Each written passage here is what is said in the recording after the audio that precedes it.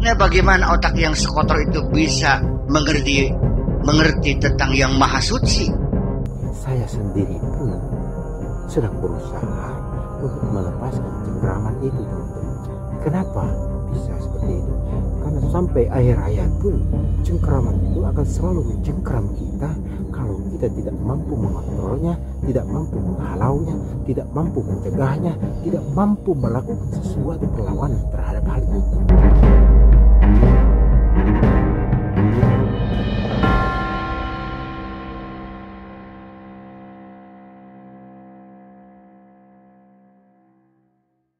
Assalamualaikum warahmatullahi wabarakatuh. Salam Rahayu, salam sehat selalu untuk sahabat-sahabatku semua dimanapun kalian berada, dari Sabang sampai Merauke, dari Miangas sampai Pulau Rote. Seperti biasa teman-teman, berjumpa lagi bersama saya di channel Titi Abah, channel yang sangat sederhana dan channel apa adanya. Dan seperti biasa juga, karena cuacanya sangat panas, kita minum dulu teman-teman. Bismillahirrahmanirrahim.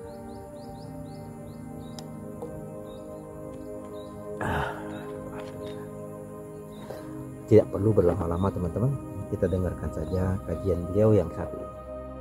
Bunda, yang saya tanyakan itu bagaimana terbukanya hijab, dan juga itu tatkalanya ruh tersebut ada isinya enggak itu, dan juga Allah juga ada isinya enggak itu, Bunda. Bagaimana caranya? Ada isimnya, isi atau isim? Isim. Ada isimnya. Isinya ya. Dan namanya gitu.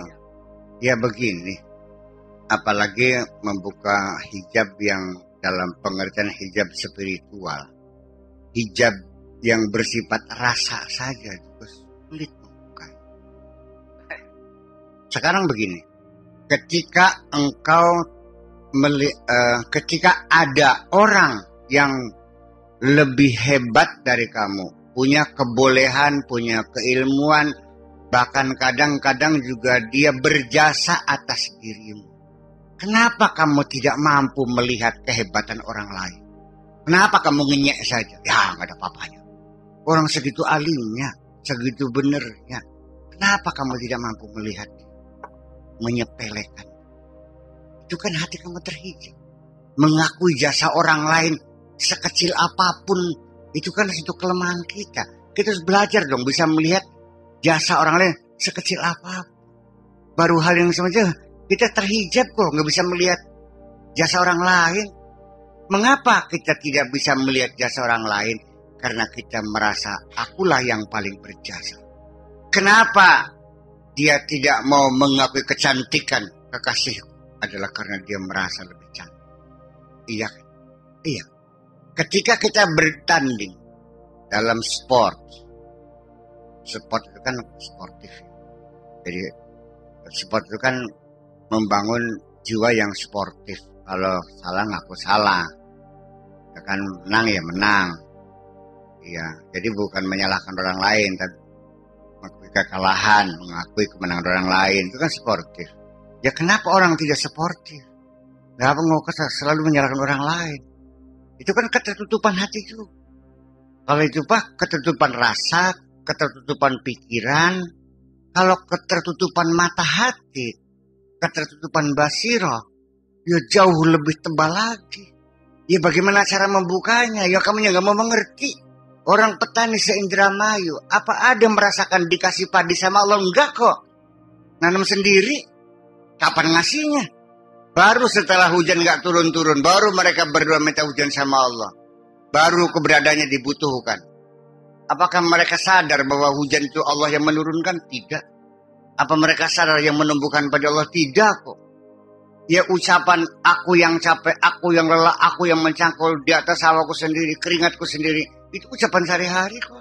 Ya jadi artinya bahwa letak ketuhananmu di mana? Kalau di dalam pikiran itu bukan tempat ketuhanan kita. Tempat ketuhanan itu di dalam basirah, di dalam hati. Kalau akal mah bisanya meniadakan saja nih. Hanya jadi perlu diwaspadai di sini bakal, kalau Anda ingin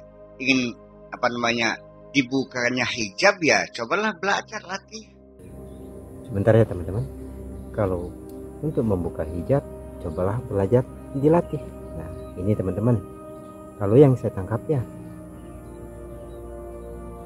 untuk bisa melatihnya, di dalam opini saya bahwasanya latihlah dengan cara kita masuk ke dalam wadah yang utuh. Dan kalau kita sudah masuk ke wadah yang utuh, insya Allah kita akan terbimbing kepada satu titik di mana titik kefokusan kepada Yang Maha Kuasa, di dalam perbuatan, di dalam pensifatan, di dalam asma, dan di dalam zatullah itu sendiri, zatnya itu sendiri. Nah, selama ini 1 kali 24 jam berulang-ulang kita berbicara bahwasannya amati, teliti, cermati, ketahui, pahami, dan artikan setiap warna-warni kehidupan itu masuk ke dalam perbuatan, pensifatan, nama, dan zatnya itu sendiri, teman-teman. Nah, latihan-latihannya ya banyak metode, melalui thariqat, melalui suluk, melalui riyadah, melalui khalwat, sebagainya, pencernihan jiwa dan sebagainya. Tapi itu pun pada akhirnya tetap pada akhirnya Allah yang menentukan. Wallahu yahtassu bi rahmatihi man yasha, Allah yang menentukan.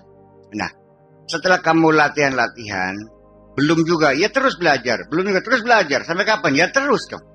Yang gak ada urusan, yang penting kamu belajar. Nanti ketika kamu sudah belajar dan dikabul Allah, kemudian kamu bisa setelah tutup itu dibukakan oleh Allah, maka pandangan hatimu menjadi terang benderang, menjadi jelas dan gamblang. Wa kita kasyafna anka ghita'aka fakana al-basaru kal yawma hadid. Ketika aku bukakan tutupmu, maka basirahmu, pandangan menjadi tajam membinar-binar. Ini kata Allahnya gitu. Ya sementara ya butek. Sementara gelap gulita. Nah, karena gelap gulita itulah makanya tidak bisa membedakan antara dodol dengan tembelai ayam. Iya. Dan nanti setelah engkau mampu melihat Allah, ketika ditanya seperti apa, jawabannya pasti tidak seperti apa-apa. Di mana kamu melihatnya? Tidak di mana-mana. Kapan kamu lihat? Tidak kapan-kapan. Enjoy saja. Seperti apa? Tidak seperti apa. Jauh tak dekat? Ya tidak jauh tidak dekat. Jadi gimana? Ya di mana-mana. Ya tetap esa. Ini kan jadi pada akhirnya sekarang kamu mikirnya masih pakai akal kan? Nggak bakal ketemu. Karena persoalan ketuhanan itu bukan di dalam wilayah akal. Ketika engkau sudah berada di hadapan kehadiratanku, sejak itulah akalmu tidak mengerti apa-apa. Idza kunta fi hadrati fa aqluka la yafhamu syai'a. Nggak ngerti. Ya karena apa? Ya karena lain tolak ukurnya. Tidak akan mampu. Bisa saja kamu mengukur panjangnya suatu tali atau luasnya suatu tanah pakai kilan, bisa kalau yang kamu ukur 1 hektar 2 hektar. Tapi kalau kamu ukur lautan Atlantik, ya tidak akan terjangkau. Apalagi ukur langit pakai kilan, yang nggak bisa. Ini artinya bahwa satu langkah awal kamu ingin supaya hijabmu tertutup, kamu punya praduga yang salah, dilepaskan dulu yang salah, bahwa akalmu bukan apa-apa.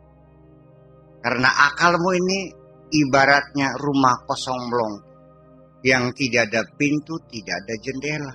Anjing masuk, kucing masuk, ayam masuk, babi pun masuk. Ulama besar pun masuk. Yang jahat, yang baik masuk. Ya kan? Jadi artinya bahwa akal kita ini ya tidak bisa secara khusus hanya kebaikan, gak bisa. Otak kita juga untuk memikirkan kejahatan juga. Ya ketika otak kamu memikirkan bagaimana caranya berselingkuh dengan istri orang, Anda pakai otak juga mikirnya.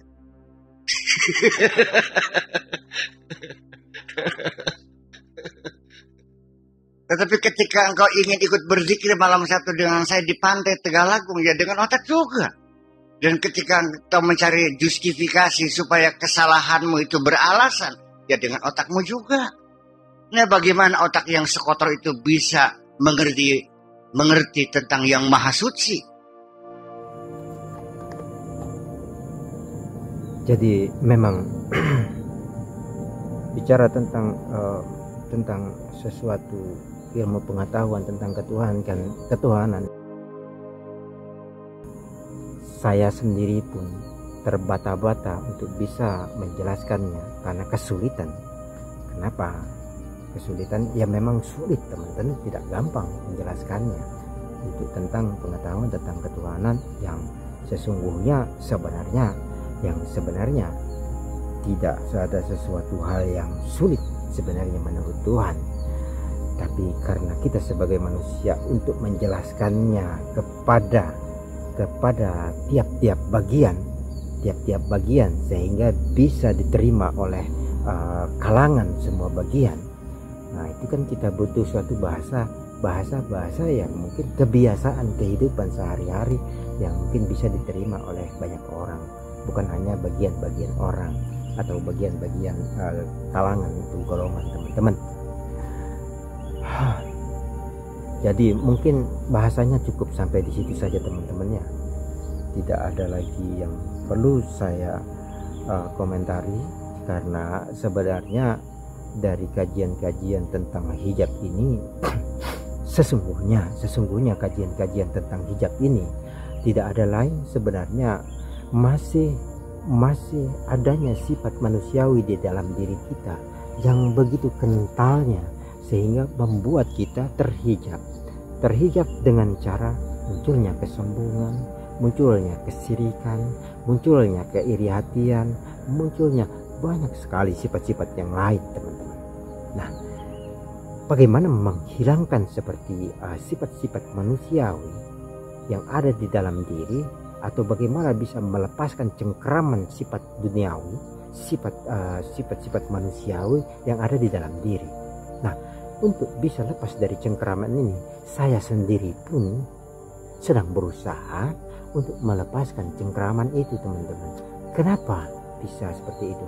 Karena sampai akhir hayat pun cengkraman itu akan selalu mencengkram kita kalau kita tidak mampu mengontrolnya, tidak mampu menghalaunya, tidak mampu mencegahnya, tidak mampu melakukan sesuatu perlawanan terhadap hal itu.